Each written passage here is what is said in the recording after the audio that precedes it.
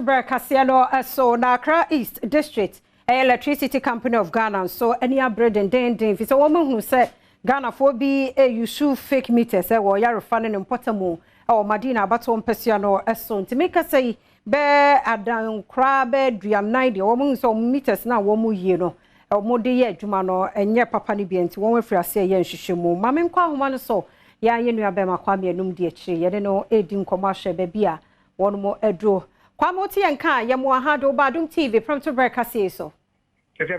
ya da se sabro modro he na fake meters no enye ECG fo na de ma wo mo ede no munya sa meters no de bobo won wo fie na emi ahodo any Accra East ECG fo na nam na bia ye wonu ayo yarefa specifically ye say ha Ghana flag a new site which adan wo sisi wa a new buildings a dan foforo and adan is super now be share hanum na senior ECG cables ni poles ni tie no ensem bebre wa hanum 6 meters omo yesu no anopa no so far nyom ne che ba ko be 40 omo pa che se enya ade a omo no mo de maaye na wo mo de baaye no so no afi no mo ye investigations a se kwan ben so na ngofo no de nya sa meters no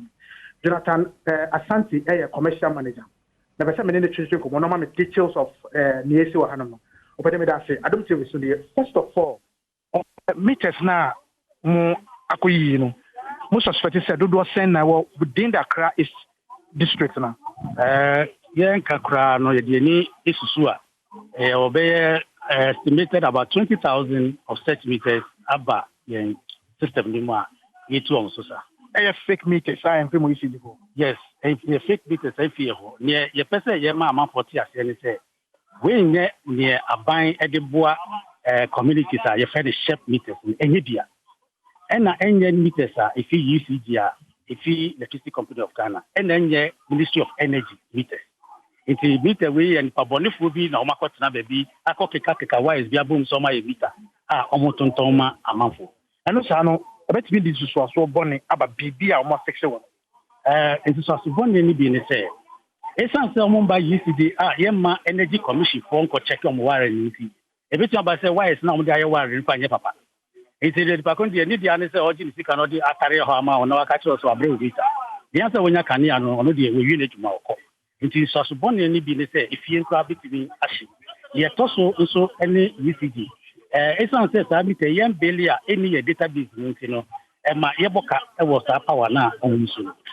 estimated no ekase na mabo answer na be ko Adam matter ye die ni susu a say 20,000 meters are making even if you be na obi a use meter bia use 100 units that is about 2 million kilowatt hour energy a month na say electricity we bo ba ko kai 1 cedi that is about 2 million cedis each month ya shiri work right you know say ECG more systems e kwam adanti na motumi tena ho ama go for install such meters amunhu ena enne na mo ba han we always say communities no edos maybe answer na afini chef no be ko na wiye no ye ni assembly no ACI e ka chom say nyema wi omunye ahwie na momo aye na muntia ye nan so sa na me ba om community mo but won say nya Ghana ebie Accra ebie no eso nti no aka hwen na ye be obi betia na so na ye nkofo na reading meters ni ba ko hu sa na me om de ba na enye hanko a bebi biblia ye tia ye na so say bi ho no bit on so sani ya make sure say sa nyema eboni a ekoso amafo beja na mo bi jai sa fake news na amban system fia se na ekodo so ade ba ko so no say o hwe omo meters meters na meter papa no ya nya ntia say social service cable and pay post next you know and so enye tijefo ade na sa nyama we sa essence say ni pakro no o person ya ade no odi sika no gulu botu no nti onko topo papa ECG ade network then ye po the tick and the year 9 meter pool ewa fine I hu edru a obi fra onko tinhwe ne ye hu ni say ne telecom for the on network no do ma wire no e fia hu nyedru onu bi na nfa bonifu yakoto amje titi ho a omatwe wires na fa so onu so krapo no say ekoto form na obi na kutia so a ebetimi de oye na bi fofo so aba mu ye hwemu a chitanko fo ba so an ye hwemu a chitanko fo ni Jonathan Asante commercial manager Accra East ECG ya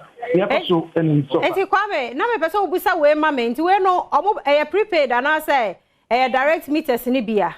But that meters na mochi na prepared as a postpaid. Na ye postpaid meters. And I think any when say at least industrial meters need ye obi amfa fake meter bi amai. Ye hu say efie no any shop nkete no and na say ye hu say